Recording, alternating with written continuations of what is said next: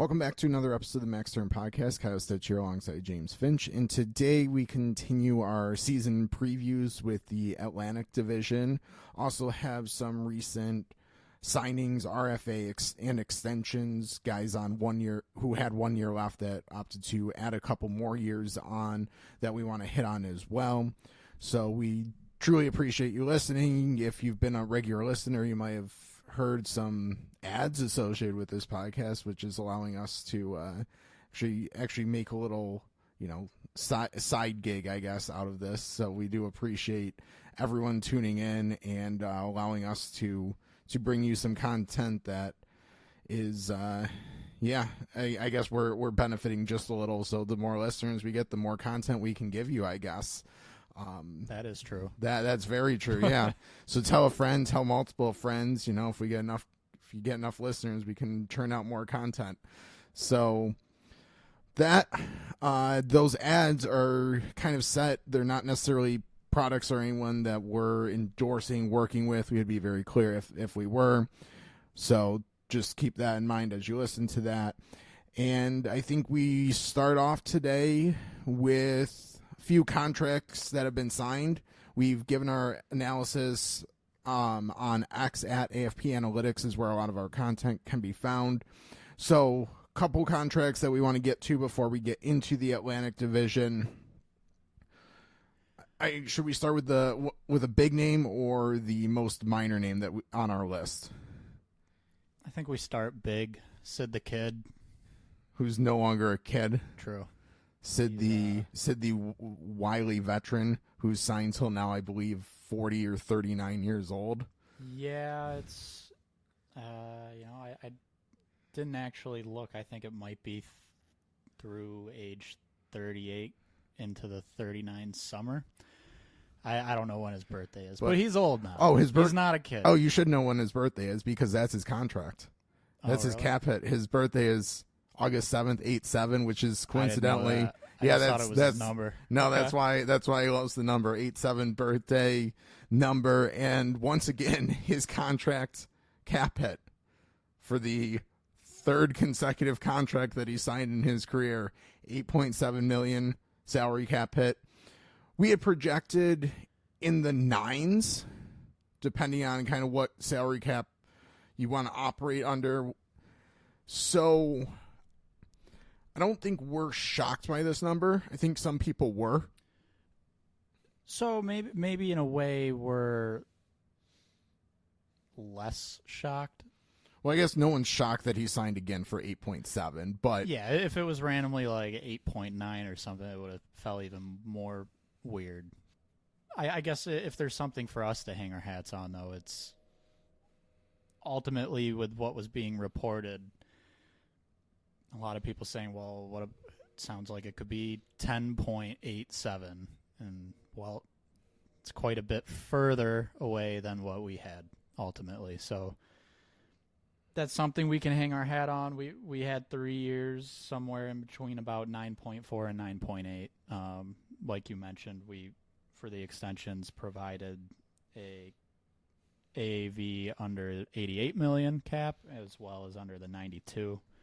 So, yeah, we were still a little bit off, however you want to look at it, but not as far off, I think, as we at times thought we were going to be based on those reports.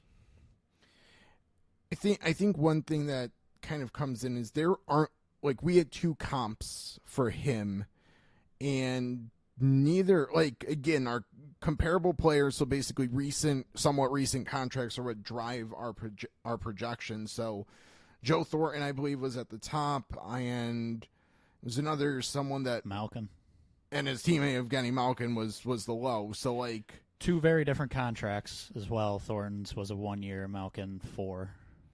It's very hard, someone at that age who's still that good, to have comps. There's not even a handful, really.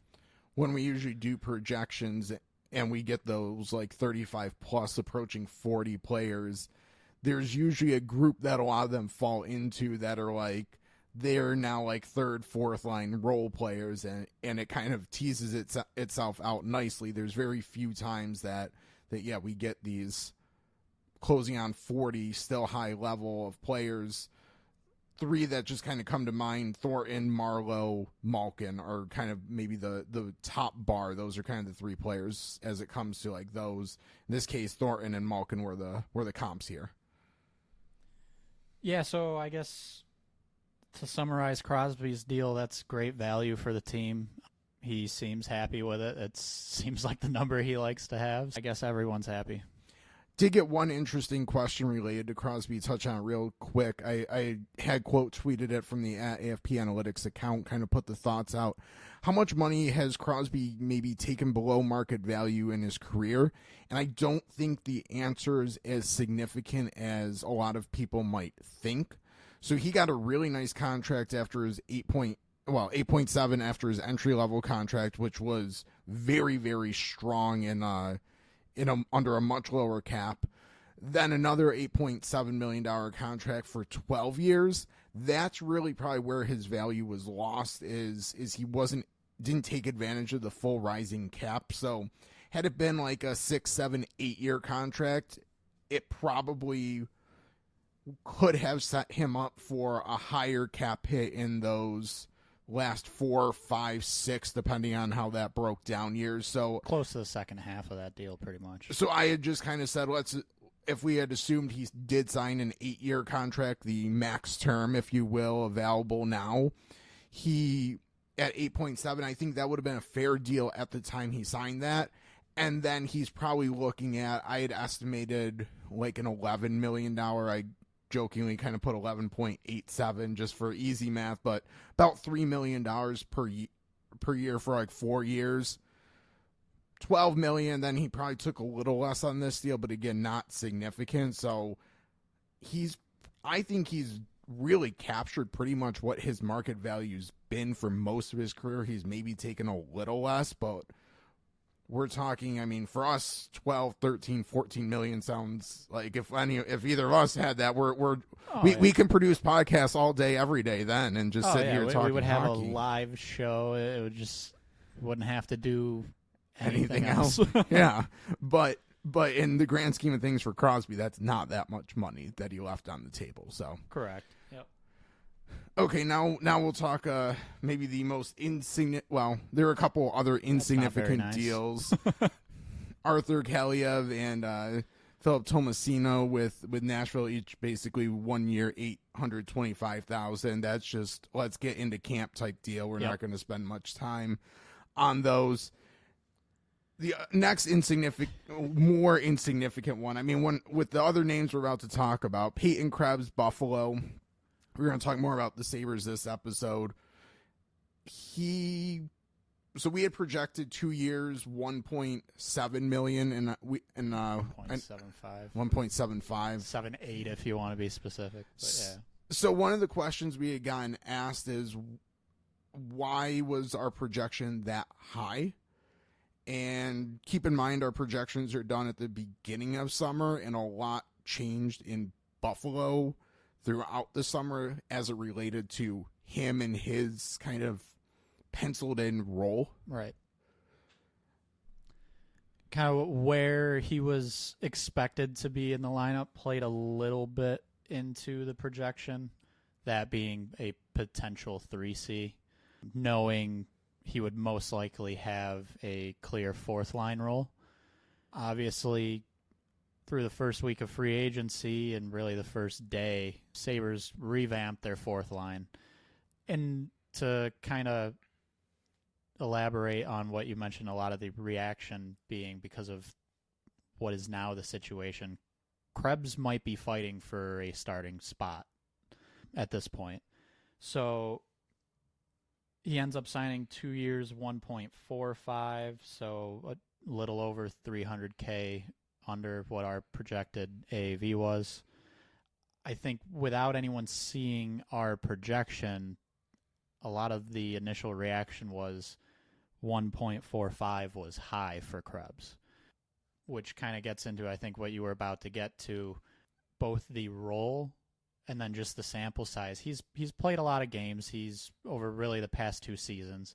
He was the main prospect piece I guess, future piece, if you will, in the Eichel trade, kind of paired with Alex Tuck there. So all that kind of factored into our higher cap hit. So comparing projection to actual, this is actually a slight deal in our eyes, acknowledging that this late into the season is oftentimes when we see really sometimes significant decreases in value.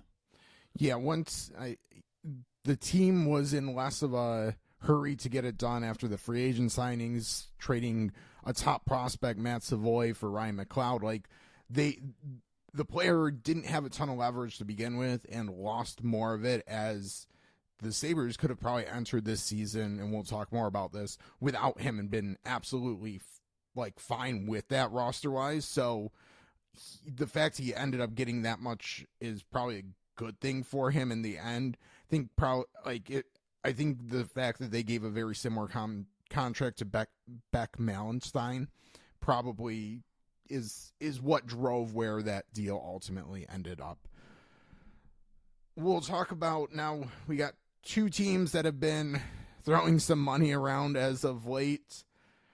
Detroit, who we will dive in a little bit more in this episode, have finally came to terms with Lucas Raymond, Mo Seider.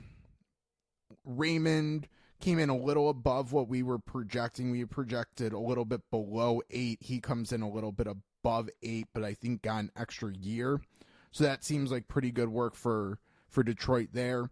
Seider, if you've been listening all summer, reading some of our stuff that we've put out, I had talked to Sean Shapiro at 1.2, who does great work, both Red Wings and Dallas Stars coverage, who we'll get to in a minute. And he had asked me about a month ago where I'd ballpark these players, and I had put Raymond right around 8 at that point.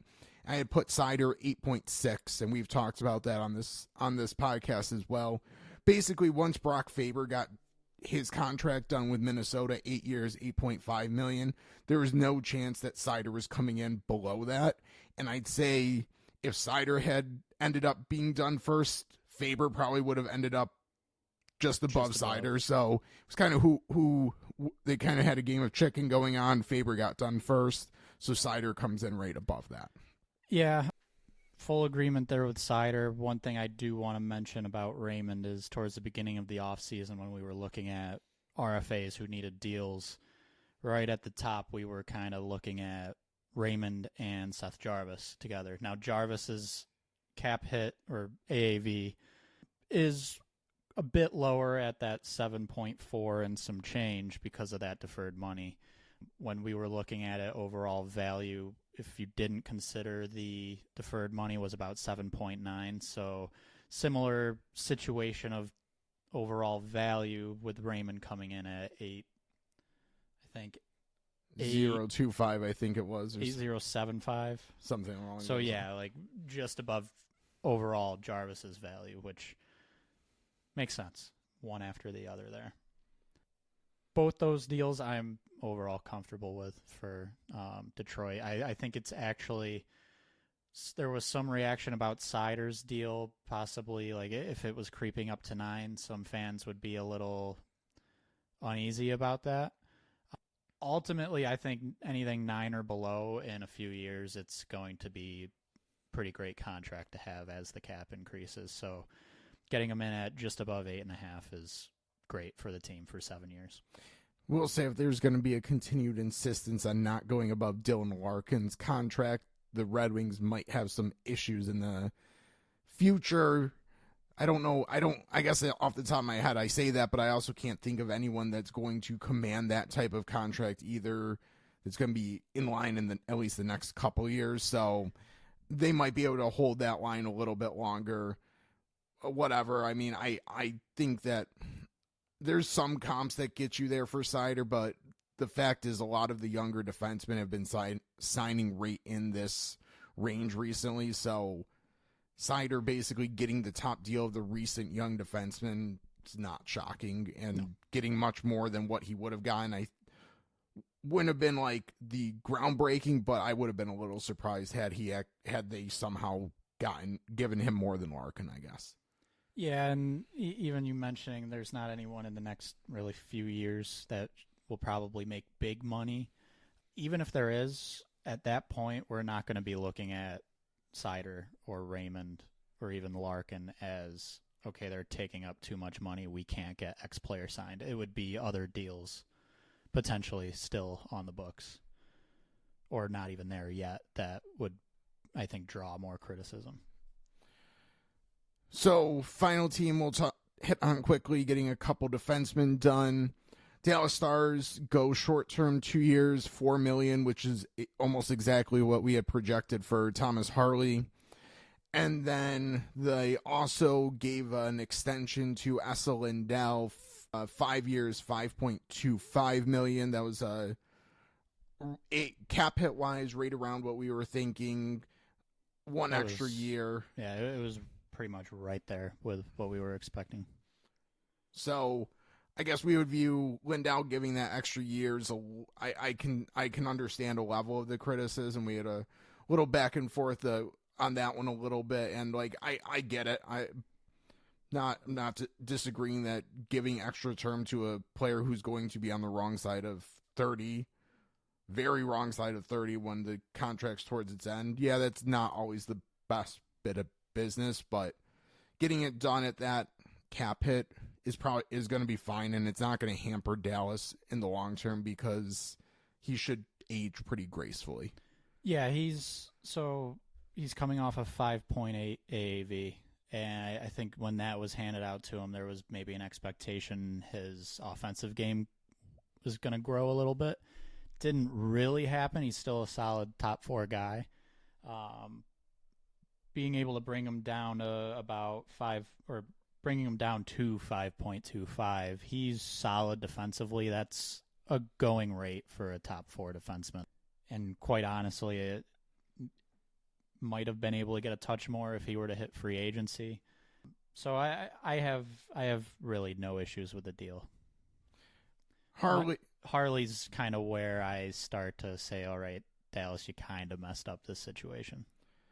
They did in that they ate up their cap space with Matt Dumba and Ilya Lyubushkin and kind of backed themselves into a short-term deal with Harley.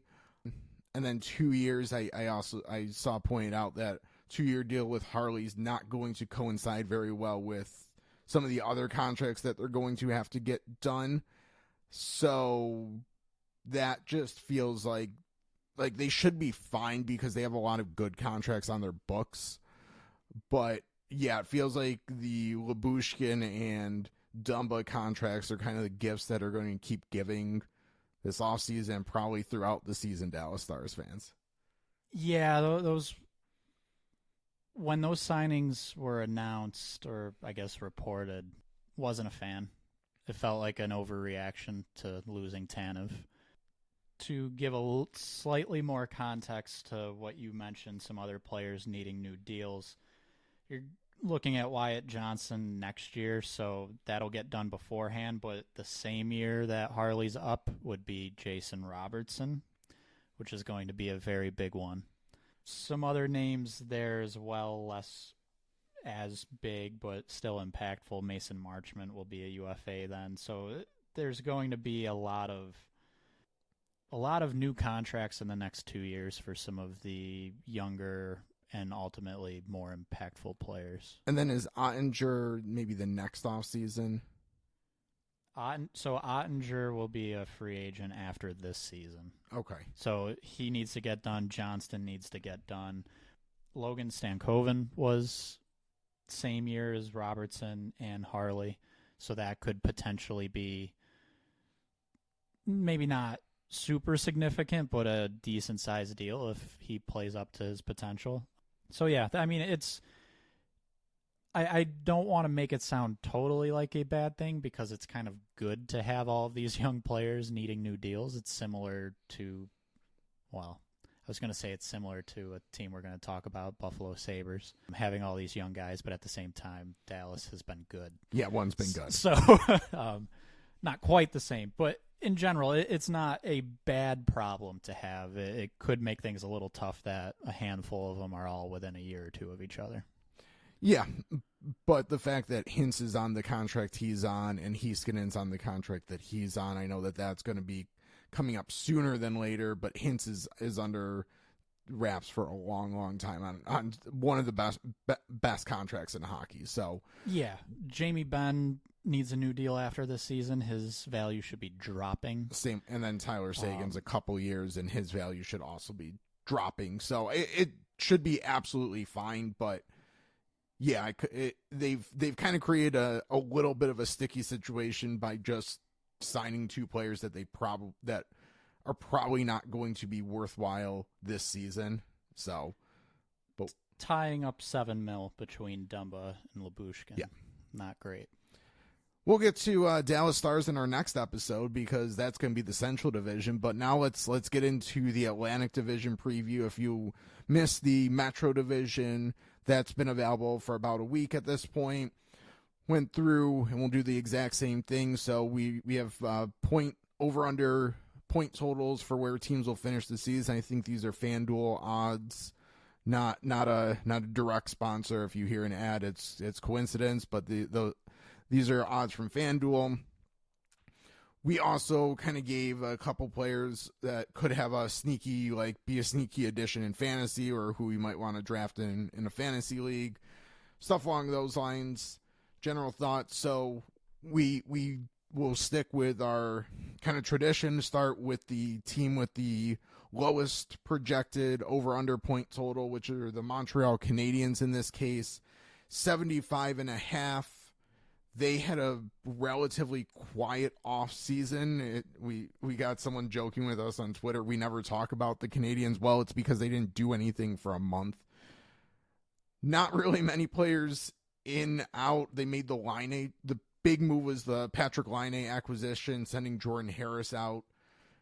Otherwise, Slafkovsky had got an extension. They got some business done, but not anything that really impacts their kind of outlook.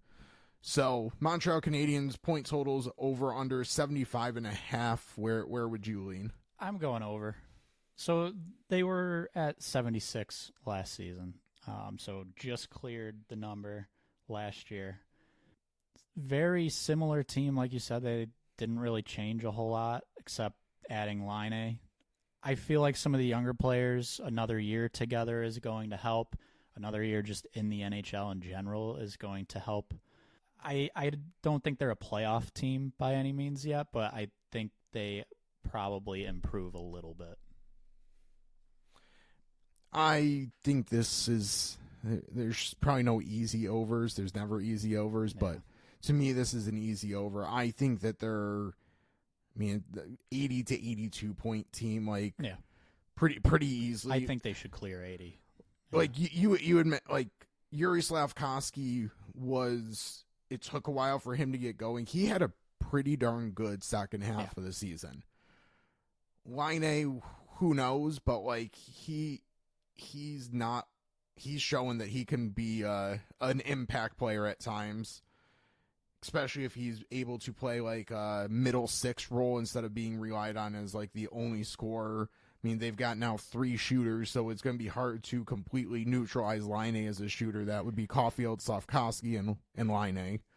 Yeah, even if he doesn't score 40 plus, if he can do even 25 to 30, you've got a solid top 6 winger. That's good. That's a plus. Might help on the power, depending on how players are deployed on the power play, could open up some, now you can't shade to Caulfield or to Slafkovsky. You have to keep in mind Laine is out there as well, which could, maybe not, he might not be putting up the points, but might open space for someone else to do. So, I think their forward group's pretty solid. Sure, could it be better, but I think it's a very average to above average forward group. Maybe not any top talent, but they have good depth. Goaltending's Sam Montembeau's been kind of a revelation in Montreal after bouncing around for a little while. Caden Primo's fine. Goaltending's fine. So it's the defense that's maybe a little bit of a question mark, but I don't think it's that weak where they finish in the 70s point total wise again.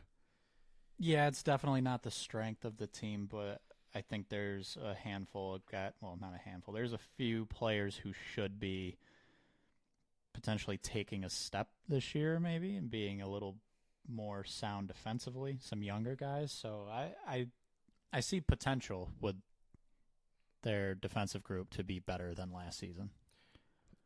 I mean, you got Caden Gooley, Lane Hudson.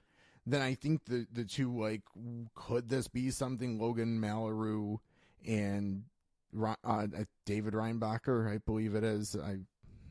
Yeah, well, we'll see if either push for time. But, yeah, Matheson's fine as, like, a veteran to have on the team. I'm mainly focused on Hudson and Gooley. Those two, I think, need to kind of take a step forward and show they're kind of the two defensemen of the future to lean on, with hopefully others coming in and supporting at some point. But those two are the ones who were there last year who, well, Hudson very little, but who you hope to kind of see some positive play from. I think the big red flag on the blue line is I don't know who I'd want to put out against, like, some of the top lines in hockey. Yeah. And being in the division they're in, not having a defensive pair to match up against some heavy scoring lines, might be a little bit of a problem. But I think that's my big, I guess, negative. But for me, over 75.5 is pretty easy. Under the radar guys, I think Caulfield's Caulfield you're taking. Yeah, I think not to say I don't have one, but I don't know if I have one with this team. I'd kind of be looking at Caulfield, Suzuki, Slavkovsky, and Laine, and I guess none of them are high draft picks, really, I don't think, but they're all kind of names who you'd expect to be drafted at some point.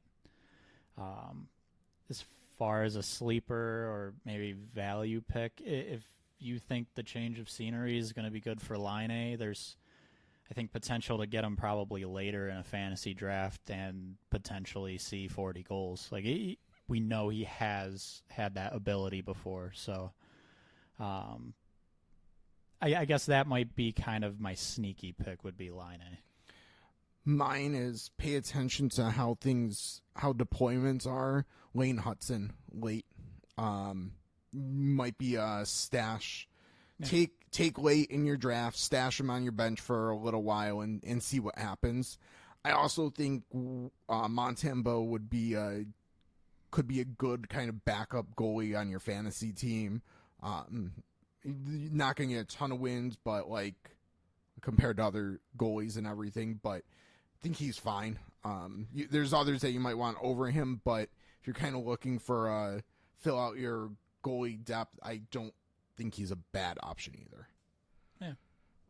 So we're both going over for Montreal. Next up, so it's interesting how big of a point gap there is. Yeah. So Montreal 75.5. Next team up's Buffalo 87.5. That's 12-point difference, and that's the 7th out of 8th team.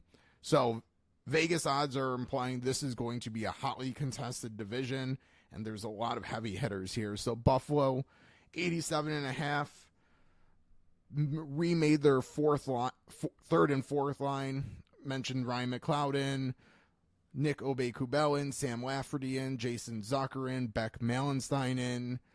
Big addition might be changing coach. Veteran Lindy Ruff comes back to Buffalo, and maybe that's the spark that this team needs to finally make the playoffs again. Maybe. So I'll say right away, I'm going to take the over. 2 seasons ago, we saw some crazy offensive ability out of Buffalo. Last year, that kind of went away quite a bit. Defensive play improved slightly, but not enough to make up for it. I think just with a new year coming, a lot of players, I think, seem to be in the mindset of, okay, we need to push a little harder. That's kind of an expectation with the new coach as well. Not to mention the amount of young players on this roster who had another season of NHL experience last year. I haven't decided in my head if this team makes the playoffs. I wonder if it's a situation like 2 years ago where they're right on the outside. But I think they should improve off of last year, and ultimately at 87.5, I'm going to say over. I think I agree. I think 90-ish points is probably fair expectation, and yeah, that puts them right around wild card spot. I mean, I think that their roster is more solid from top to bottom than it's been in a while. There's certainly maybe a question, do they need another scoring winger? Maybe one of their younger players takes a step forward and fills that role. I think the player that you're watching for that is Jiri Kulich, who seems to be the first couple days Sabres training camp, at least practicing with what's seemingly going to be the roster. So the Sabres Devils are playing some European series kind of before everyone else plays. So they have bigger rosters that they're kind of working with right now. So it seems like Kulich will at least be on that like overseas roster and making that trip. Does that mean he's in the lineup? No, but he's the one to kind of watch to maybe, I'm not saying as like a sneaky fantasy addition, but he's the one that if you're looking for someone to maybe provide a spark, he might be that guy. And then goaltending, I think, is probably the best it's been on paper in a long, long time. Expectation is Luukkonen and Levi in Buffalo with James Reimer as a solid veteran backup option if needed. Yeah, I mean, I'd say going back to Miller, pretty much. Like, goalie situation hasn't been this strong. I think what we saw from Luukkonen in really the second half of last year, even if he's not quite that, he's a solid starting goaltender. Levi, you would kind of hope, okay, I think some of the results last year might look a little worse than what his actual play appeared to be. I think he should be a good 1B this year, I think would be the ideal situation in that. So goalie tandem's good in Buffalo. Defensively, they were better last year. I'd like to see a little bit more this year. I think they can get there. There's talent. And then offensively, I throw out, I think we've kind of seen, okay, Peterka is a good top six winger. Tuck's there. Thompson's your top center. You want to see a little bit of a rebound season from Dylan Cousins. Alex Tuck even as well, I should say. But we kind of know he's a top six winger. Jack Quinn is one. Hopefully he's just finally able to have a healthy season, because when he has been healthy, he's played very good hockey. He's kind of one to watch, I think, to have a breakout season. And I wonder about Zach Benson as well. I know we're kind of naming the whole lineup, but Benson was overall a solid rookie last year, unexpectedly. And I think even taking another step, he could potentially be that sixth forward in the top six. Yep. Right now, I think that's what I'd pencil in. Again, I think the one who could unseat him is the rookie Jiri Kulich. Yep. I think from a fantasy standpoint, I think you mentioned I don't know where Peterka's going in drafts. I could see some people that don't follow the sport as closely not realize that he A, had a very good year last year, B, is going to get opportunity in Buffalo this year, and C, is a very good dynamic scorer. So he's someone I would keep an eye on, and then Jack Quinn is the other one. Cousins maybe as well, but Quinn and Peterka I would be targeting depending on how late you could sneak one of them onto your fantasy roster, those are guys I'd keep in mind. I'm right there with you. I'll toss out Owen Power defensively. He's hasn't put up the points yet. I wonder if this year we kind of see a little bit of a breakout there. So that's kind of one later on in the draft, if he's still there, maybe take him and stash him on your bench. Much like I said with Montreal, you might want to keep an eye on how deployment's happening early, because could be Bo Byram that could fall in that category, like playing on the second power play. Like, I don't know how. It's really who's going to get the power play minutes. So Dahlin's an easy, you take him early. Yep. But then Power and Byram both have potential to put up points if they get power play opportunity, and depending on who they get that with. So, and then Luukkonen in goal is, I'm not saying you're taking him top whatever, but he's a pretty solid option. You question if the wins will be there, but I think the rest is there. So if the team gets, if you think the Sabres can get some wins, you should take Luukkonen. Yeah, I think it's very possible I don't know how drafts are going right now. I guess I'll say if you somehow end up with him as your backup goalie, you probably have one of the better backups in your fantasy league. Yeah. I was going to say I'd take him probably 10 to 15-ish. So it's going to be kind of right on that fringe starter backup spot for fantasy leagues. Yep. Detroit, 90.5. Finished last year at 91 points.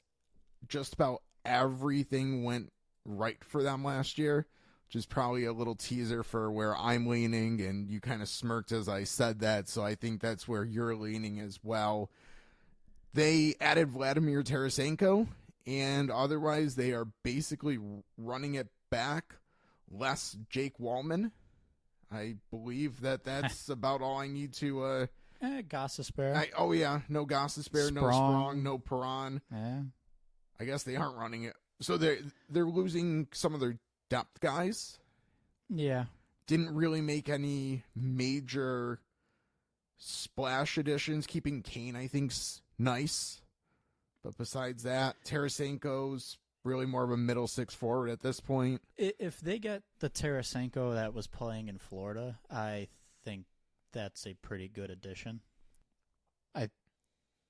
I don't want to say that's a big if, but that's definitely an if for me.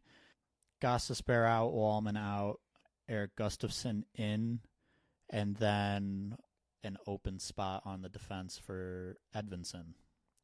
We were getting on the Red Wings earlier in the offseason for not having a spot for their young defenseman. So hopefully he's given opportunity, gets to play a fairly decent role. That's kind of, for me, a sneaky, I don't know, fantasy pick yet, but potentially into the year, maybe that's someone that ends up being grabbed off the waiver wire in fantasy leagues. Mainly because Seider should be playing on the power play. Gustafsson, I would guess, starts power play 2 to begin the season, but he's not someone I think is locked into the power play spot. So if Edvinsson can play well, by mid-year, maybe he's getting some good power play minutes. We also glossed over a big addition in goal in Cam Talbot. Big addition, yeah. That's fine. Just like their other two goalies. Yeah, I mean, I'll say Husso dealt a lot with injuries last year, and that might still be a concern now, which, okay, I guess there's kind of your need for Talbot, but yeah, just like their other options in that, they're okay. No one who is most likely stealing you games throughout the year. So I guess one other thing I want to throw out, Andrew Kopp was not good last year. You need a rebound from him, I think, to stay at the level they're at. And even if he rebounds, I don't know if it quite gets them to 91 points, which would be the over. Yeah, I'm pretty comfortably taking the under with this one, thinking 85, 86 points for Detroit. maybe a Marco Kasper and Nate Danielson pushes to solve that problem that you just alluded to. That's a possibility. Kasper's probably in that third line role, the one that would make more sense. Maybe that helps. But last year, the Red Wings, two metrics that you can kind of look at to gauge how well a team performed: 5-on-5 Corsi, which is basically how well they control the shots, and expected goals, how well they're controlling the shot quality, and they were well in the negatives, well below 50%. That's generally not sustainable, and they won a lot of close games and were really good coming from behind and just continuing to score goals late in games. It's possible that that improves, but I don't expect them to get the same level if they don't improve their control of play. And with a similar lineup back, I just don't know how that's going to happen. So I also lean under. I don't know if I lean quite as under as you, but I think that they're in the 80s, which is good enough for an under here. High 80s, that is. Any fantasy pick, sleeper, sneaky, late round? I think you have your obvious ones on Detroit, and just like I've said with the other, watch who maybe's on their second power play from a defensive standpoint. Gustafsson or Edvinsson, as you alluded to. I think that's basically the option. Like you're taking Kane, you're taking DeBrincat, you're taking Larkin, and you're taking Raymond. Yeah. After that, no. Unless a Kasper or Danielson really lights it up in the preseason and training camp. Those would be my answer to the maybe keep an eye on as a sleeper pick. Yep. Okay, so that's Detroit. So we both said under 90.5. We move on to the next team, Ottawa Senators. Their point total was put at 92.5. I feel like you're kind of right there with me again with under. I don't know how they get to, like, they've been projected 92.5 for however many years or right around this. Yeah, I'm right there with you. And they just haven't even gotten close. This offseason, Linus Ullmark in. Nick Jensen in. David Perron in. Amadio in as well. Guess a couple other like fourth liners, Nick Cousins, Noah Gregor. But out goes Chikrin. Corpus Salo's out. I don't know if that's necessarily plus or minus here, but I think it would be considered a minus. And if you look at it literally in the trade as Ullmark and Korpisalo out, you're positive there. And then Eric Brandstrom out. I know that he wasn't like tearing it up in Ottawa, but he also was like low key not a bad player. Exactly. Like their defense, looking at it, I don't know if they've really replaced him. No, but Clevin should be, in theory, potential-wise, like he should be good in that role. I don't love the Chikrin-Jensen swap. I don't think that's a positive one for Ottawa. I don't know. The big thing for me, I guess the major wild card is Josh Norris. If he can play and play well, they have three real good centers down the middle, which will, I would say, completely change their outlook. If he can't, their forward group looks a lot weaker. Ultimately, I think they improve off of last season. They had 78 points. I think they can improve off of that. With 92.5 being what's set here, so over would be 93. That's 15 points. So call it 7 more wins. Well, 8 would have to be if we're looking strictly at wins. I don't know if that much of an improvement is there for Ottawa. I could see low mid 80s, 84. I don't see all the way up into the 90s. Yeah. Travis Green's new head coach, I mean, I don't know if he didn't finish he took over in New Jersey. I know there are circumstances, but like New Jersey's metrics got worse under him, and they have some pretty good players. Allmark was really good in Boston, but Boston also has a very good structure in front of their goalie. Yep. He was pretty good when he was in a less structured Buffalo Sabres lineup. He's also younger. Exactly. So expecting him alone to be a massive improvement over Korpisalo, I mean, he's going to be an improvement, but I don't, as you pointed out, 15, 16 point improvement. That's a lot. That's a lot of wins. Yeah. For a team that's on paper similar, if not worse, because their blue line might have taken a step back. So I agree with you. I would go under as well. I think that they should be, I think their over under where Buffalo's is would be a little more interesting to me. Yeah. That would make it less of a easy under for sure. Okay, so Ottawa is done. I think this is where we separate again slightly, going from Ottawa's 92.5 to the Bruins 97.5. Generally, the separation I'm hinting at would be non-playoff to playoff team. Can I point out here real quickly that the gap between Ottawa and Boston point total wise is half of what the gap is from Montreal to Buffalo, and that alone just feels weird and not right. But anyways, the Bruins. So point total 97.5. I kind of want to hear what you have to say about this first. Convince me one way or the other, because the 97.5, I like that.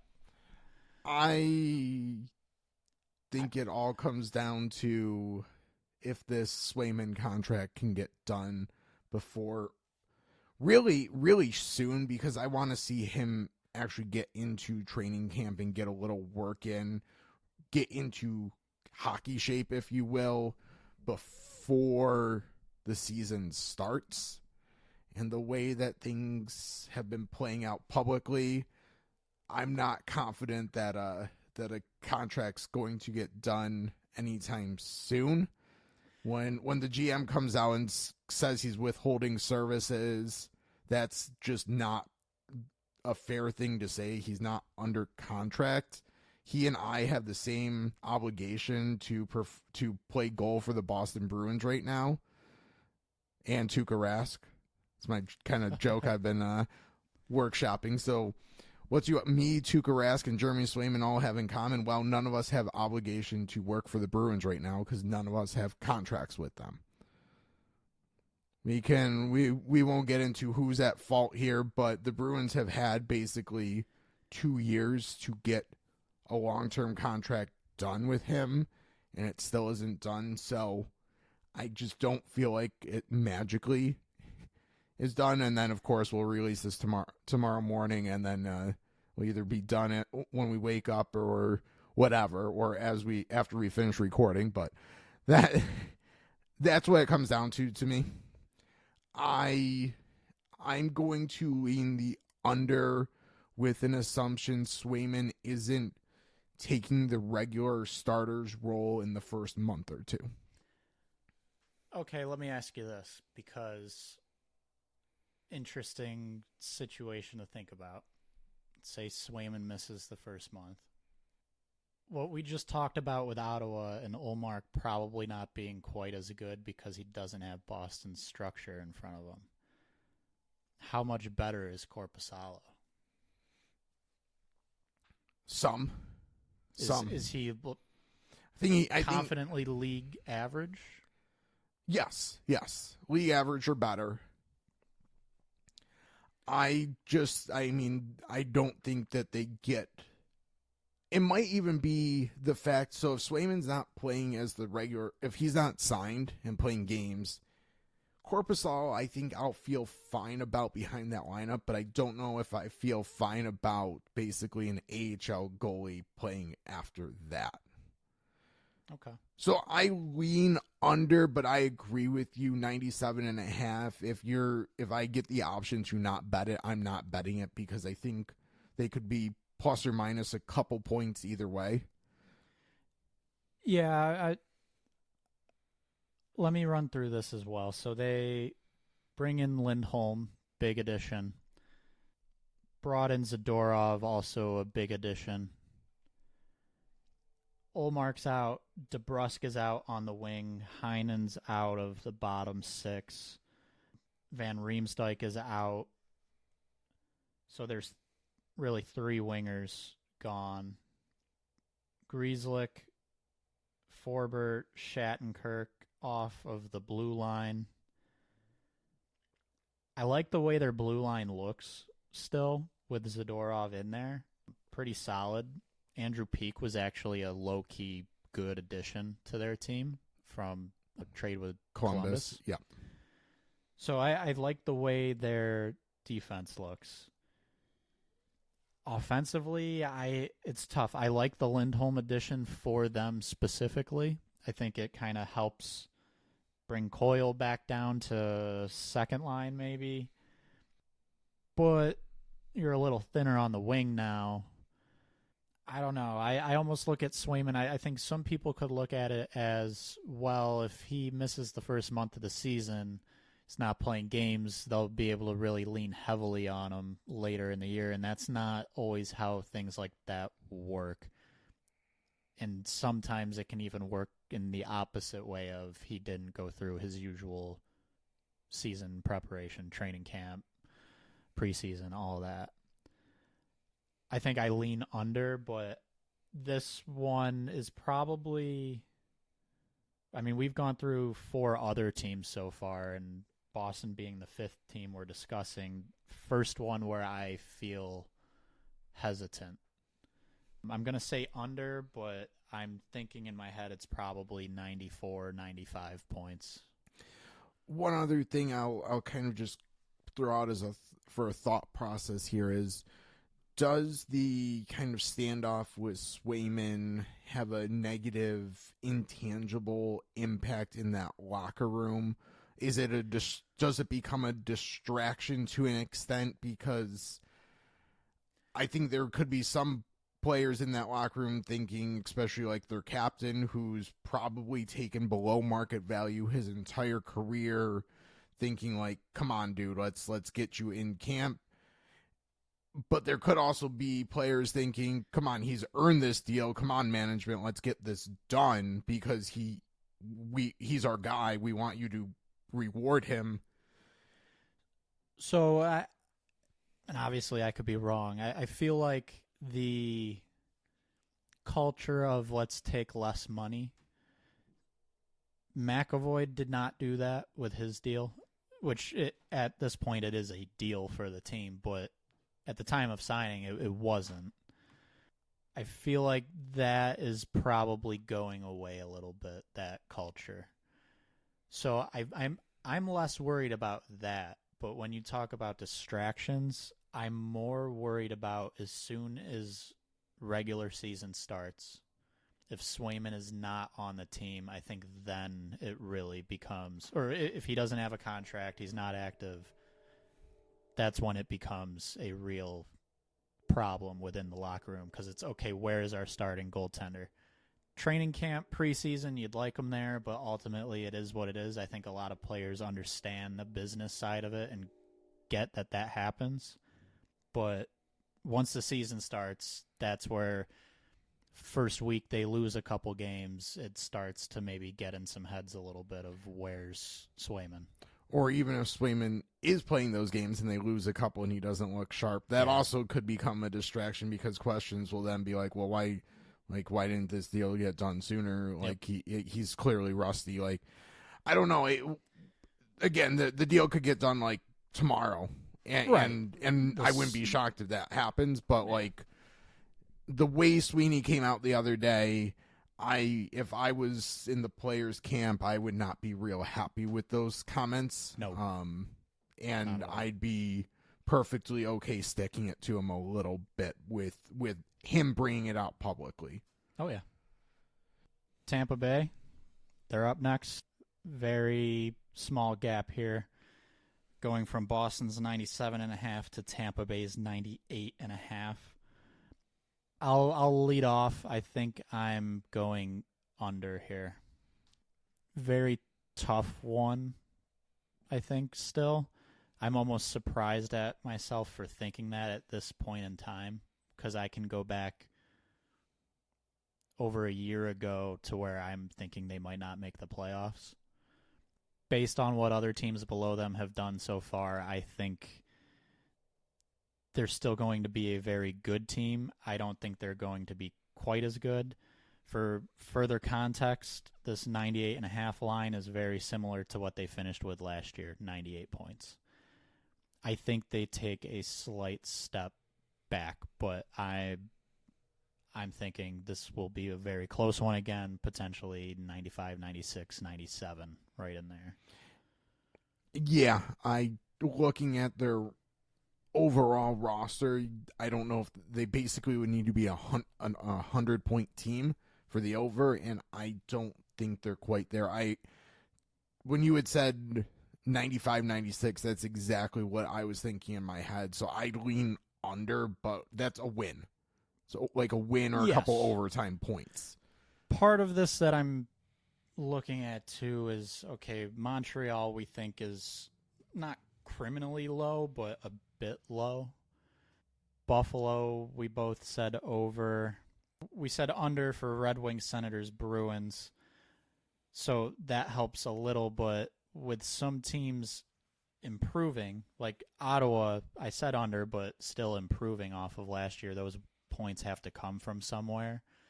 And it could really be, I'm not saying those teams are better than Tampa Bay, but maybe one extra win against them next season or two. That's really what I think I'm looking at here is those teams are not caught up to them, but they're gaining ground. So Tampa, Jake Gensel in this offseason, Zemgus Girgensons in, who might be a sneaky good depth addition for them. Ryan McDonough back, and J.J. Moser brought in for a trade for Mikhail Sergachev. Otherwise, and I guess Cam Atkinson as well. But again, another team that's kind of running things back, with the big difference being Gensel in for Stamkos. So if they run out a Gensel Point Kucherov line, that could be one of the best lines in hockey. But how many minutes are they going to be able to play a night? Because I think once they're off the ice, teams are going to look to take advantage. I think Cirelli, Hagel, whoever ends up with them, probably's fine. Atkinson, Sheary, insert third line to fourth line player. Yeah.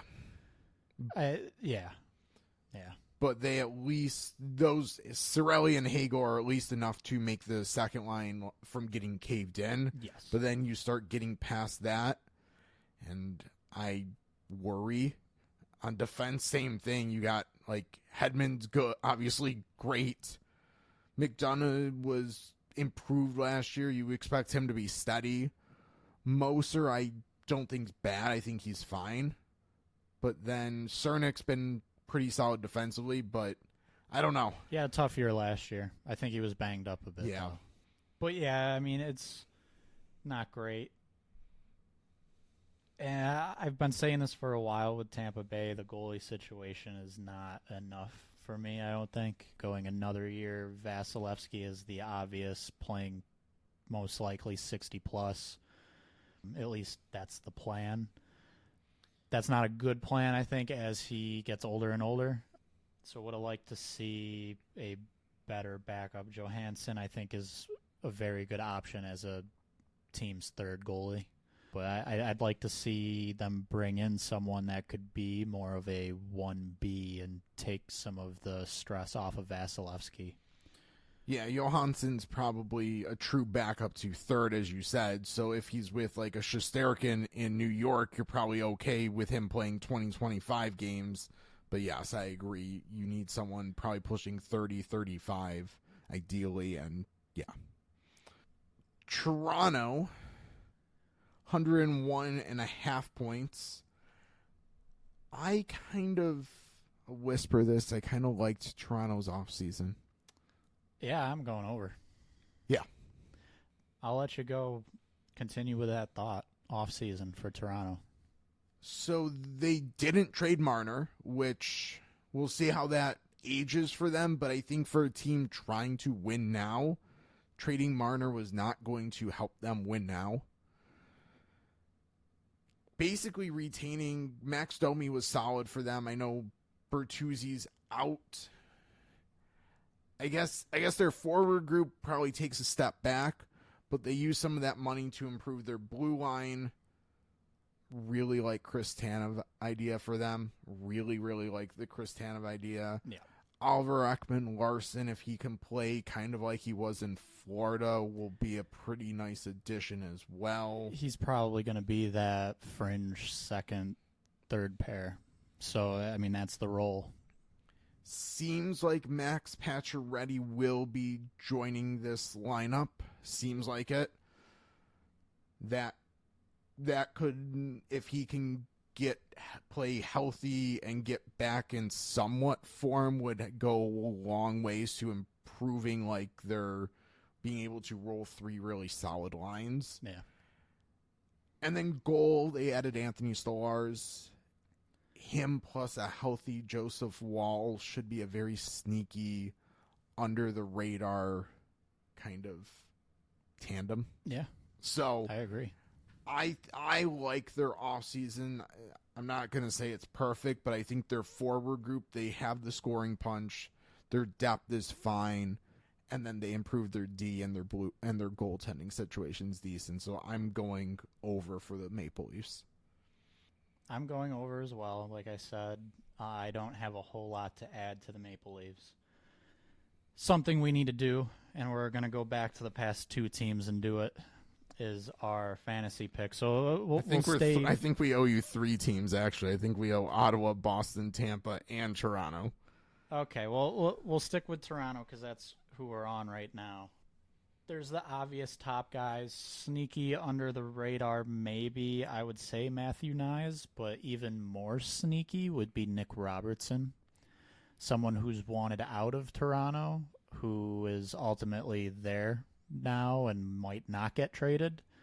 There's still rumblings that he might, so I don't... Right. If he's there, there's space in the top six. Like, if he plays and he can play well to what everyone kind of was expecting from him, he pretty quickly could have a role next to at least one of Matthews, Marner, Nylander. Yeah. And you will get fantasy points if that happens. My answer, I think, is Pacioretty. Okay. I know he's not even on the roster right now. That's a big, risky one. It absolutely is. That's a real boomer bust potential. But like, if he can regain some level of form and health, and he ends up in that top six with power play minutes, like that's yeah. You like if you're doing a fantasy draft, he's like someone you could probably take in like one of the last 2 rounds. Oh, you could have last pick in the draft, and he probably will be there. If you're throwing darts at that point. That's a really smart dart to throw, in my opinion. Okay, so that's Toronto. I guess we'll work backwards. So Tampa Bay, anyone stick out to you there? For under the radar, not really. I'd maybe keep an eye on who's getting power play minutes on the blue line. That's exactly where I was going. And the forward group. I guess if Moser gets some power play minutes, yeah, maybe that's the idea. I'm assuming Hedman will get power play 1 minutes, so it's really who's going to play power play 2. But yeah, up front, there's your really 5 names: Gensel, Point, Kucherov, Hagel, Cirelli, and after that, it's see who plays on that second line. Atkinson might be worth he's shown in the past he can score. If he might be put in a good situation, I guess that would be my other answer for Tampa is, but same thing. Atkinson and Pacioretty are kind of the same type of it's a late round flyer. Boston, I don't know how many under the radar guys there might be. Yes, if Fabian Lysell makes the team, maybe that's the name. Maybe Geeky. Probably Lysell. Because you just, sometimes with younger guys, there's more there than you think. And he's had a few years in the AHL to develop and everything. So he could maybe come in with an instant impact. I guess I just look and see how the top 2 lines are deployed. If it's Marchand, Lindholm, Pasta, well, that whatever that second line is pretty much a third line at that point. Yeah. So if someone else ends up on a wing with Lindholm and Pastrnak, I think that might be another player to kind of target. Yeah. Okay. And I guess I should add, if Swayman continues being unsigned, I'd take Korpisalo. Yeah. So Korpisalo could potentially be like a solid league average goalie. So if he's your backup on your fantasy team and Swayman's not there, just to be clear, Swayman's not there, Korpisalo as a backup for a couple months or however long it ends up being that he's getting good playing time, should be fine. Yeah. So ironically, he's someone you draft with the intention of dropping in probably a month or 2. Yeah. But okay, and then back one more to Ottawa, I believe. I mentioned him as a real wild card. Josh Norris would be one for me, and that should be able to be a very late round draft pick at this point. And then I think someone who might not get drafted too high for fantasy would be Sanderson on the blue line. But I kind of wonder if his role increases a bit more and ultimately just takes more of a step forward and produces a little more. So that could be an interesting one. I was going to say, I don't know where he would be going. Yeah. He's not a top defenseman, but he's probably in the next tier, at least for fantasy purposes, because he's should be getting power play time with good offensive players. That to me, I would be targeting him if he's trickles a little bit past kind of your clear top tier of guys. He would be someone I'd take a flyer on. Other 2 guys, I don't know where they would be going, but I think could be sneaky: Ridley, Greg, and Shane Pinto. I think those are 2 other guys that, because of the team they're on, a lot of casual to even somewhat informed players might not realize that they're both really good. Yep. I agree with those 2. Now we finish out the division. Yeah, so let's go back. So last team. Oh yeah, so just to be clear, we both had over 101.5 for the Toronto Maple Leafs. Full context, last year they had 102. So as long as they get to last year, we're good. That leaves us with the Florida Panthers, the Cup winners. Last year, 110 points. The point total was set at 103.5. Team looks a little different. I'm still, I think, going to take the over. I'm going to probably surprise you and go under, because I think a lot of Cup winners seem to start slow. And I'm not saying panic if you're a Florida Panther fan, but slower start. They also know that they're a playoff team, so they might do enough to get where they need to. We've laid out that this division is not a pure walkover either. Yeah.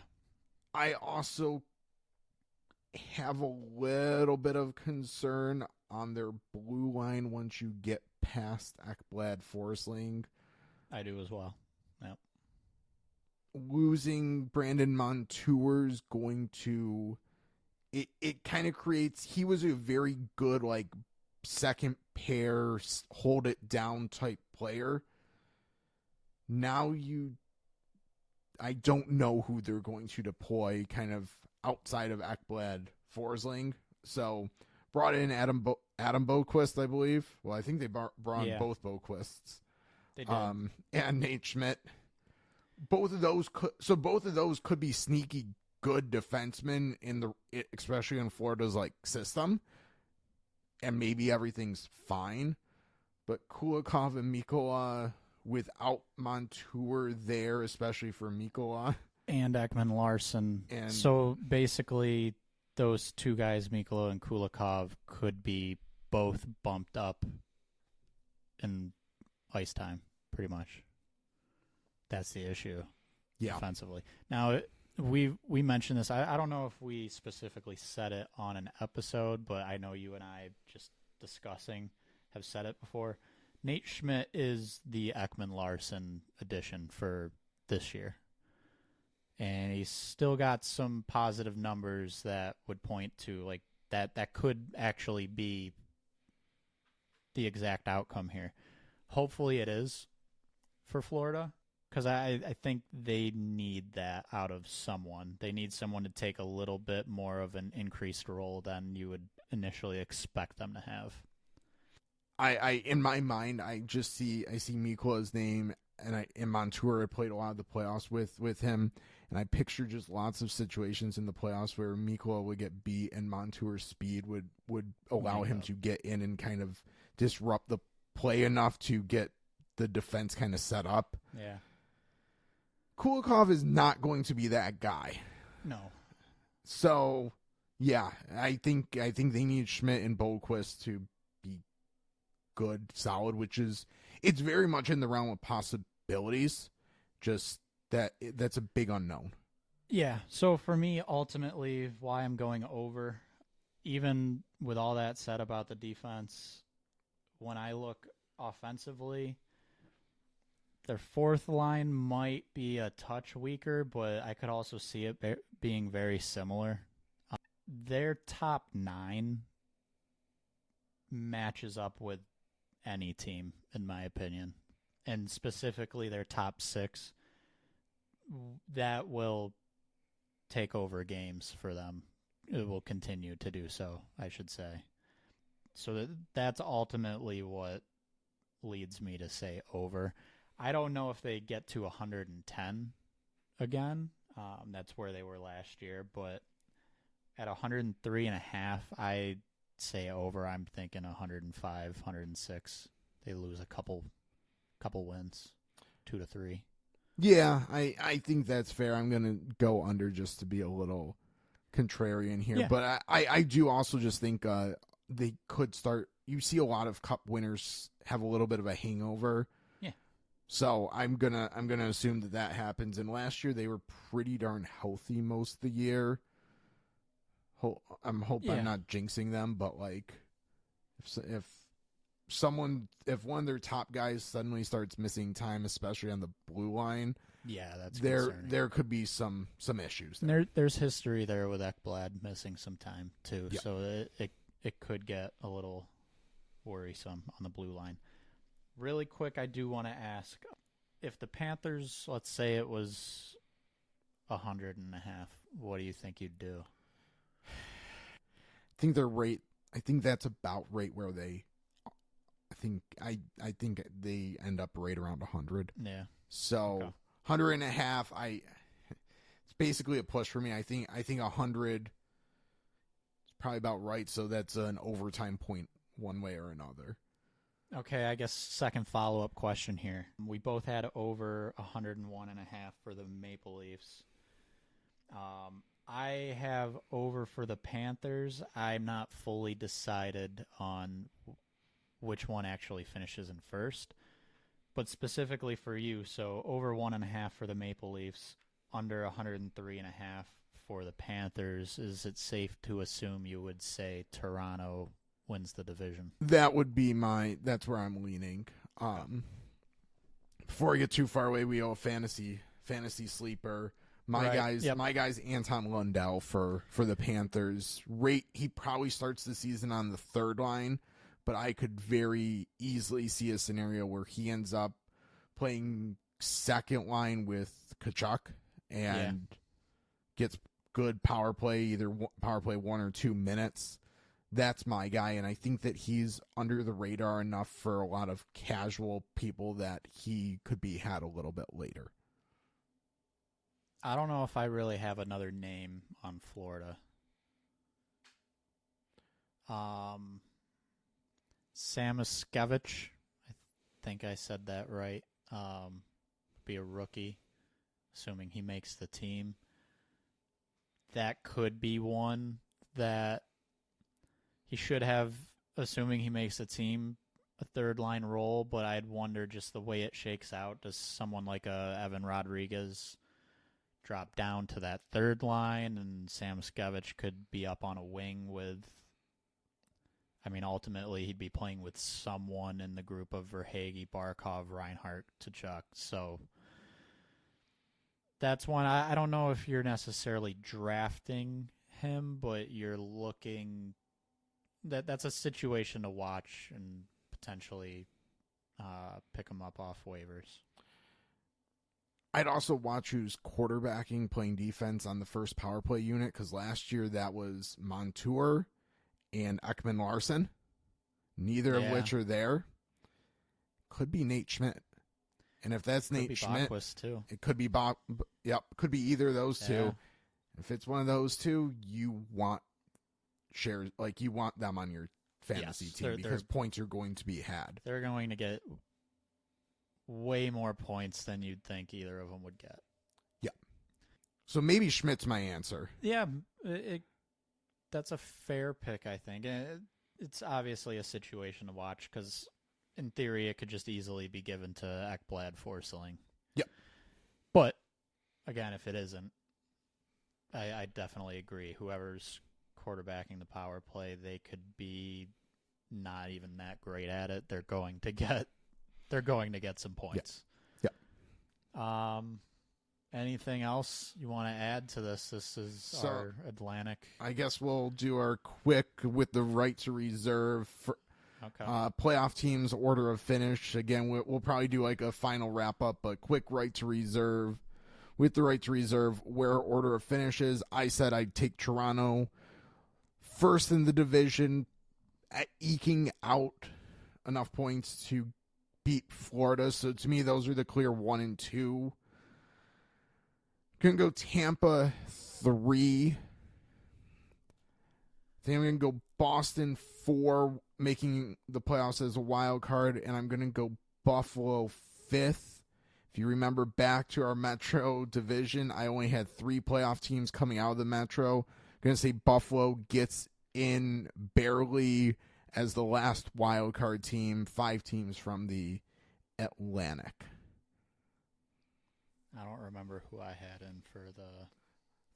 I think you had went for 4 because I think you had like the Penguins or Caps or Islanders or something. Oh, I did Islanders.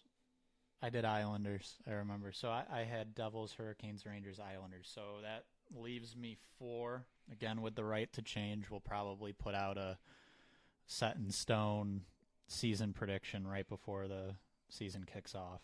But okay, so I'm going Panthers win the division. Toronto's right behind them.